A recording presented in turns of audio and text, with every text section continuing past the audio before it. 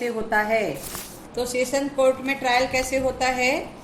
इसमें सेक्शन 225 से 237 CrPC criminal procedure code. तो ट्रायल कैसे होगा? सबसे पहले विचारण का संचालन होगा। विचारण का संचालन जो है, कोई भी ट्रायल होता है तो सबसे पहले अभियोजन का संचालन जो है लोक अभियोजक करेगा, सरकारी वकील करेगा। लोक अभियोजक मामले को देखेगा अच्छे से, साक्षियों की परीक्षा करेगा और निर्णय के पूर्व इसे कभी भी अभियोजन को वापस ले सकता है। ये सिविल जज एपीपी में पूछता है कि क्या सेशन कोर्ट में ट्रायल चल रहा है उसको वापस लिया जा सकता है अभियोजन को?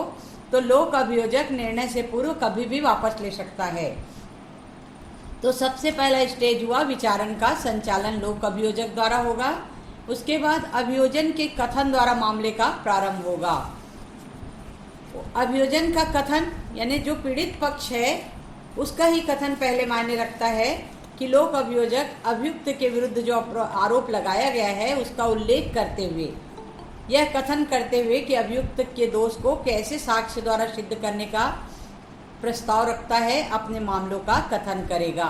अभियोजक के कथन द्वारा मामले का प्रारंभ। तीसरा, अभियुक्त का उन्मोचन। यदि प्राइमा फेसी कोई एविडेंस नहीं है, प्रस्तुत अभिलेख और दस्तावेज डॉक्यूमेंट पर विचार करने के बाद तो डिस्चार्ज कर दिया जाएगा, लेकिन न्यायालय उस डिस्चार्ज करने के कारणों को लेखबद्ध करेगा। क्या क्या कारण हो सकते हैं? जहां अभियुक्त के विरुद्ध पर्याप्त साक्ष्य नहीं है, जहां अभियुक्त के विरुद्ध आगे कार्यवाही करने के पर्याप्त आधार नहीं है, जहां अभियोजन पक्ष का मामला अवधि बाधित है, टाइम बाउंड हो गया है, जहां वांछित पूर्व स्वीकृति प्राप्त नहीं की गई है। तो ये 4 ऐसे ग्राउंड हैं जिस पर अभियुक्त को डिस्चार्ज किया जा सकता है। अवधि बाधित, टाइम बाउंड पढ़े हो ना, जब चालान पेश करने का जो लिमिटेशन रहता है वो खत्म हो गया है। उसके बाद का स्टेज होगा आरोप विचरित करना। यदि डिस्चार्ज हो गया तो केस खत्म हो जाता है, लेकिन डिस्चार्ज नहीं किया गया तो उसके विरुद्ध आरोप लगाएगा, फ्रेमिंग ऑफ चार्ज। यदि मामले का विचारण और सुनवाई किए जाने के बाद न्यायाधीश को ऐसा लगता है कि अभियुक्त ने ऐसा अपराध किया है तो उस पर चार्ज फ्रेम करेगा। और ये ऐसा चार्ज फ्रेम करेगा जो धाराओं का, कल आपने पूछा और हमेशा बताती हूँ, छोटी धाराओं का केस जेएमएफसी के घर इसमें जाता है, और बड़ी जैसे 302, 307, 376, ये सब 304 भी, ये सब केसेस जो हैं सेशन कोर्ट में जाते हैं। तो वहाँ आरोप लगेगा। भौरी बनाम राज्य वाले केस में सुप्रीम कोर्ट ने डिसाइड किया कि आरोप अभियुक्त को इस तरह पढ़कर सुनाया व समझाया जाएगा कि वह अपने ऊपर लगाए गए आरोप की प्रकृति को भली भांति समझ सके। यदि इसमें कोई चूक हो जाती है तो विचारण को तब तक दूषित नहीं समझा जाएगा जब तक कि अभियुक्त द्वारा यह सिद्ध नहीं कर दिया जाता कि ऐसी चूक से अभियुक्त के साथ न्याय नहीं हुआ है या अन्याय हुआ है। तो आरोप लग गया। उसके बाद अभियुक्त को दोष सिद्ध किया जाना। अभियुक्त को सजा हो जाएगी। यदि आरोप लगता है उसने अपने अपराध को स्वीकार कर लिया तो सजा हो जाएगी। यदि जुर्म अस्वीकार है लिखता है तो आगे केस चलेगा। आगे केस चलेगा तो क्या होगा? अभियोजन साक्ष्य। तो अभियोजन साक्ष्य के लिए जो गवर्नमेंट प्लीडर है वो ट्रायल प्रोग्राम बनाता है। ट्रायल प्रोग्राम मतलब मान लो 20 गवाह हैं, 4-4 गवाह पर डे आएंगे तो 5 दिन लगेगा लगातार गवाह। सेशन ट्रायल लगातार होता है, अक्सर गवाहों को लगातार बुलाया जाता है। एक आध गवाह जो अनुपस्थित रहते हैं उनको इनके लिए अलग से तारीख दी जाती है, लेकिन ये सेशन ट्रायल जो है लगातार 1, 2, 3, 4 दिन लगातार चलता है। तो अभियोजन साक्ष्य के लिए तिथि निर्धारित करना, डेट फिक्स करता है, उसको ट्रायल प्रोग्राम कहा जाता है। यदि दोषी होने से अभियुक्त इनकार कर देता है, वह ऐसा अभिवचन न करे या अन्यथा दोष सिद्ध न किया जाए या विचारण करने का दावा करे, इन परिस्थितियों में ट्रायल प्रोग्राम बनेगा और न्यायाधीश उसके आधार पर कार्यवाही प्रोसीडिंग चालू करेंगे कि साक्ष्यों की परीक्षा किए जाने के लिए एक तिथि नियत की गई है और अभियोजन पक्ष के आवेदन किए जाने पर वह किसी साक्षी को उपस्थित होने के लिए या कोई दस्तावेज या अन्य किसी चीज़ को प्रस्तुत करने के आशय से आदेशिका जारी करेगा। आदेशिका जारी करना, सम्मन जाता है, नोटिस जाता है कोर्ट से। फिर साक्ष्य शुरू हो जाएगा, अभियोजन साक्ष्य। तो नियत तिथि पर जो डेट दिया गया है उस तिथि में न्यायाधीश अभियोजन पक्ष द्वारा प्रस्तुत साक्षियों को साक्ष्य लेने के लिए अग्रसर करेगा। इस दौरान यदि न्यायाधीश को ऐसा लगता है कि न्यायिक उद्देश्यों की प्राप्ति के लिए किसी व्यक्ति की साक्षी के रूप में परीक्षा किया जाना आवश्यक है, तो वह ऐसे व्यक्ति को बुला सकेगा और उस परीक्षा की सार को लिखेगा।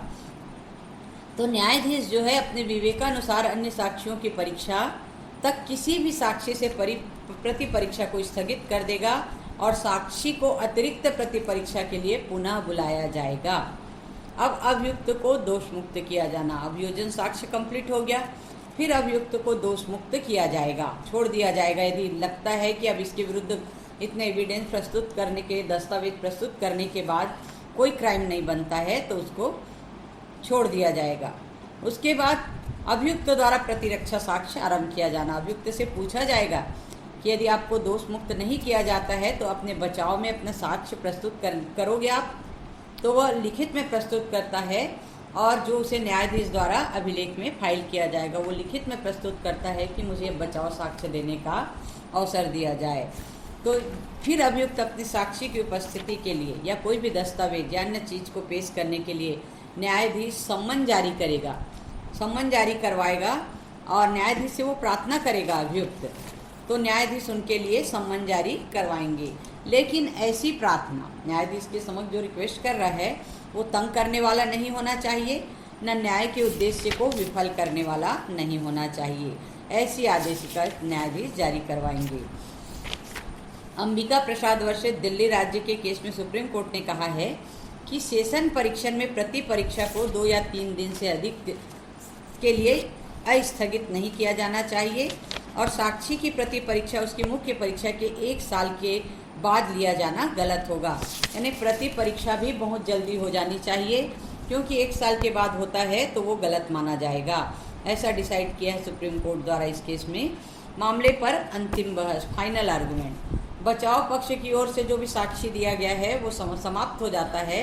उसके बाद अभियोजन पक्ष अपने मामले को रखेगा जज के पास सार्ट में, तो और जो बचाव पक्ष का वकील है, दोनों पक्ष के वकील अपना फाइनल आर्गुमेंट करेंगे, मतलब केस को सार्ट में प्रस्तुत करेंगे कि इस केस में ट्रायल के दौरान ये गवाहों ने ऐसा ऐसा कहा जिससे इसको सज़ा होने की पूरी संभावना है। बचाव पक्ष अपना कमज़ोर जो विटनेस है, वीक विटनेस है, उनको प्रस्तुत करेगा कि ये इस गवाह ने ऐसा ऐसा कहा जिससे अभियुक्त को छोड़ा जाना उचित प्रतीत होता है। तो फाइनल आर्गुमेंट में ये बातें होती है और उसके बाद अभियुक्त को दोष सिद्ध या दोष मुक्त किया जाना, जजमेंट हो जाता है। जजमेंट में या तो उसको छोड़ा जाता है या तो उसको सज़ा हो जाती है। अब दंड के प्रश्न पर सुना जाना, ये औपचारिकता है। दंड के प्रश्न पर सुना जाना यानी न्यायाधीश का ये कर्तव्य है कि वो समय व न्यायालयीन दृष्टि से होकर इस बिंदु पर सामाजिक दृष्टिकोण से विचार करे कि दंड के प्रश्न पर उसको बताया जाता है कि आपको इतनी इतनी सज़ा हो गई है और सज़ा होने के बाद उसको फिंगरप्रिंट लिए जाते हैं, पूरे हथेली के लिए जाते हैं और हथकड़ी में ही रखा जाता है और पूरा करने के बाद उसको जेल भेज दिया जाता है। पूर्व दोष सिद्धि का आरोप लगाए जाने पर प्रोसीडिंग, यदि पहले उसको दोष सिद्धि का आरोप लगाया गया है और अभियुक्त पूर्व दोष सिद्धि के आधार पर दोष सिद्ध किए जाने के कथन को स्वीकार नहीं करता है, तो अभियुक्त को न्यायाधीश मूल रूप से दोष सिद्ध करने के बाद दोष सिद्धि के बारे में साक्ष्य ले सकेगा। किसको पता है कि इसको पहले से सजा हुई है, उसका तो रिकॉर्ड होगा ना, तो रिकॉर्ड प्रस्तुत करेगा, उसके बाद डिसीजन सुनाया जाएगा। लेकिन ऐसा डिसीजन स्पष्ट और साक्ष्य पर आधारित होना चाहिए। किसी को हम नहीं बोल सकते कि आपको पहले सजा हो चुकी है ना। तो ये हो गया सेशन ट्रायल। अब पुलिस रिपोर्ट पर संस्थित वारंट मामलों में ट्रायल प्रक्रिया, प्रोसीडिंग क्या है। पहला है वारंट ट्रायल केसेस में प्रोसीडिंग कैसे होती है। पहला, अभियुक्त को पुलिस रिपोर्ट और अन्य दस्तावेजों की प्रतिलिपि दिया जाना। सीआरपीसी की धारा 207 में प्रावधान है कि पुलिस रिपोर्ट, प्रथम सूचना और अन्य आवश्यक दस्तावेज की प्रतिलिपियां अभियुक्त को दी जाए। तो जब कोर्ट में चालान पेश होता है उस समय अभियुक्त को निःशुल्क प्रति दी जाती है 207 में। उसके बाद अभियुक्त का उन्मोचन, यदि लगता है 239 धारा के हिसाब से अभियुक्त को छोड़ दिया जाना चाहिए, इसके विरुद्ध प्राइमा फेसी कोई एविडेंस नहीं है, इस स्थिति में कब डिस्चार्ज किया जाएगा। पहला, यदि 173 पुलिस रिपोर्ट और उसके साथ भेजे गए दस्तावेज पर विचार किया जाएगा। जज के द्वारा अभियुक्ति की परीक्षा ली जाएगी। अभियोजन तथा अभियुक्त को सुनवाई का अवसर दिया जाएगा और यदि अभियुक्त के विरुद्ध आरोप निराधार लगता है तो उसको डिस्चार्ज कर देगा और क्यों डिस्चार्ज किया है ऐसे कारण को लेखबद्ध करेगा। आरोप का विचारण, framing of charge. Framing of charge तो सभी केसेस में लगता है, चाहे सेशन में हो चाहे वारंट में हो, है ना। तो ट्रायल के समय आरोप का विचारण चार्ज फ्रेम करता है जज और ये बताता है कि आपके विरुद्ध इस केस में इस ऐसा आरोप लगा है, आपने धारदार हथियार से इस हथियार से अमुक अमुक समय अमुक अमुक दिनांक को इस व्यक्ति पर इस तरह हमला किया है। तो पढ़कर अभियुक्त उसको सुनाएगा। आरोप वैसे पहले से एक फॉर्म के रूप में रहता है, उसमें धाराएं, नाम, पता सब लिखा जाता है, उम्र वगैरह। उसके बाद जज उनसे पूछेगा कि आप ये कोई इस तरह से कोई क्राइम किए हो, तो यदि वो दोषी होना स्वीकार कर लेता है तो तुरंत सजा हो जाएगी और यदि विचारण का दावा करता है जुर्म अस्वीकार है करके तो उस स्थिति में उसको आगे केस को बढ़ाया जाएगा।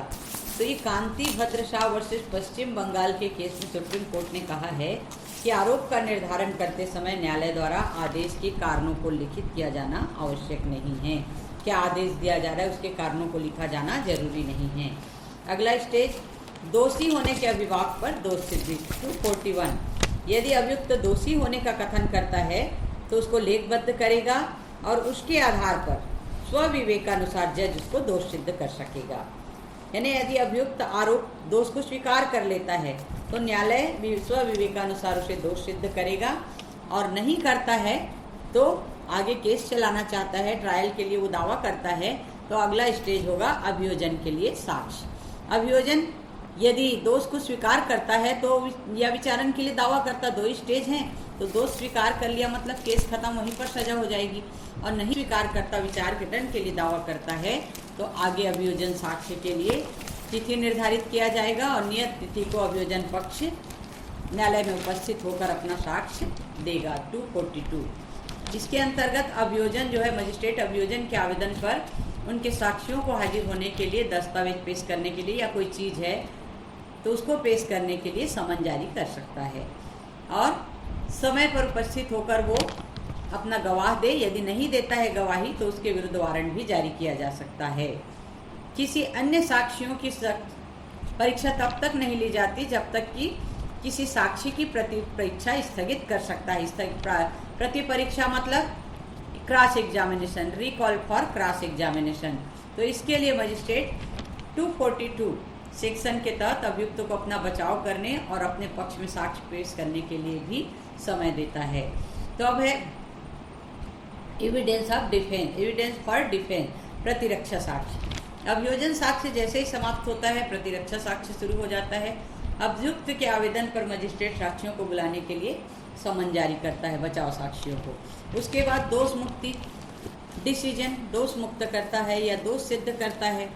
दोष सिद्ध भी किस लिए किया है और दोष मुक्त भी किस लिए किया है ये मजिस्ट्रेट पूरा अभिलिखित करेगा ताकि उसको जो सजा दी गई है वो विधि के अनुसार के दंडादेश के अनुसार दी गई है ऐसा माना जाएगा। इसके बाद दंडादेश के प्रश्न पर अभियुक्त का सुना जाना। सीआरपीसी में ऐसा प्रावधान रखा गया है, बाद में इसको अमेंडमेंट किया गया है कि यदि अभियुक्त दोष सिद्ध किया जाता है तो उसे दंडादेश के पूर्व दंड के प्रश्न पर सुनवाई का अवसर दिया जाएगा।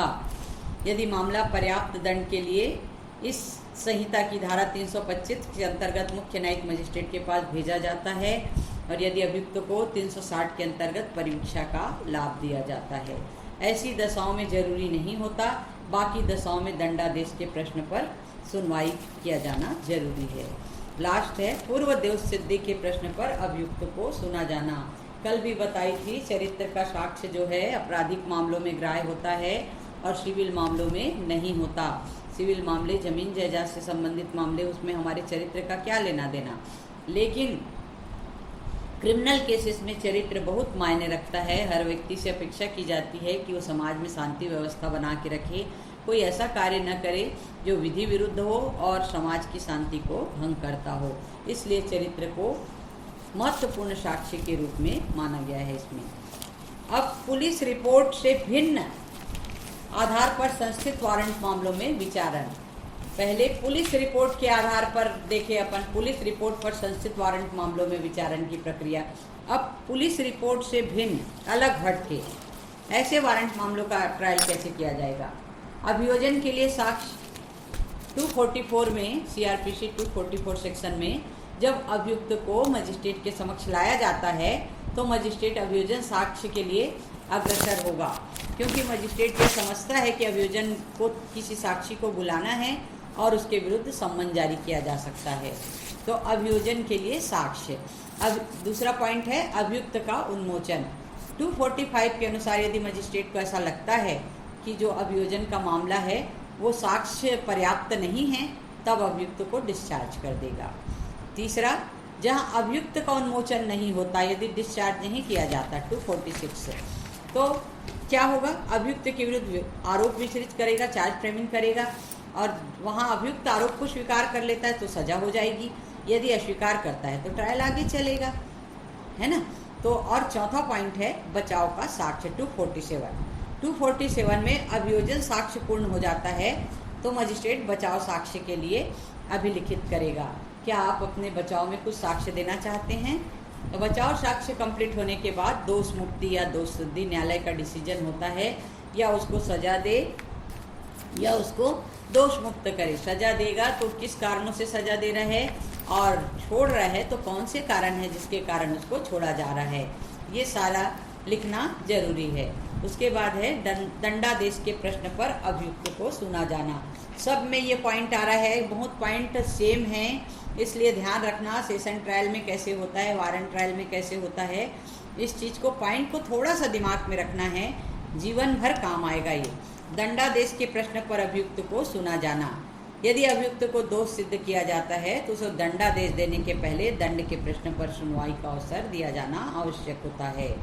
आवश्यक कब नहीं होगा, जैसे ऊपर बताई CRPC की धारा 325 के अंतर्गत जुडिशियल चीफ मजिस्ट्रेट के पास भेजा जाता है या उसको 360 के तहत परिवीक्षा में छोड़ा जाता है।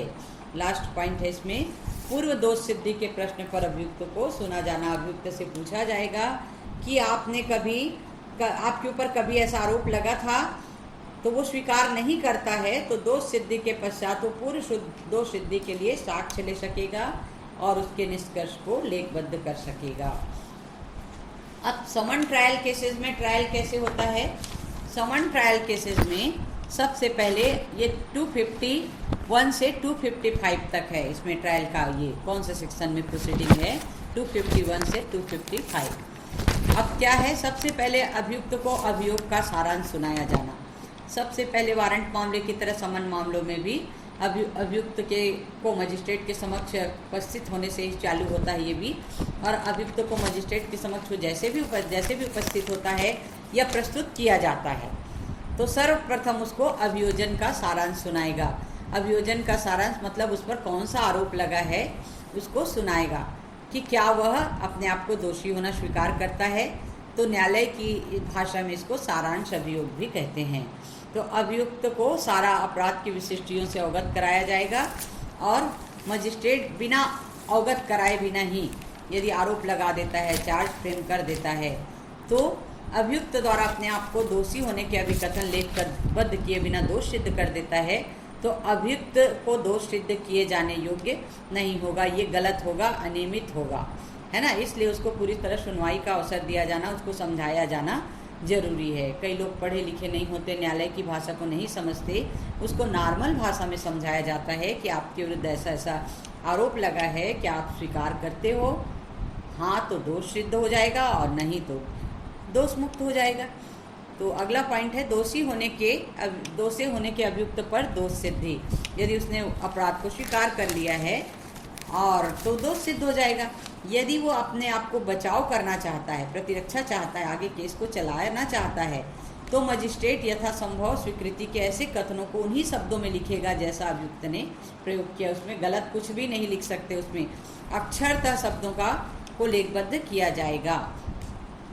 यदि ऐसा नहीं होता है, जैसे उसने कहा वैसा नहीं लिखा जाता है कोर्ट द्वारा, तो दोष सिद्धि की जो दूषित हो जाएगी वो पर्याप्त आधार माना जाएगा।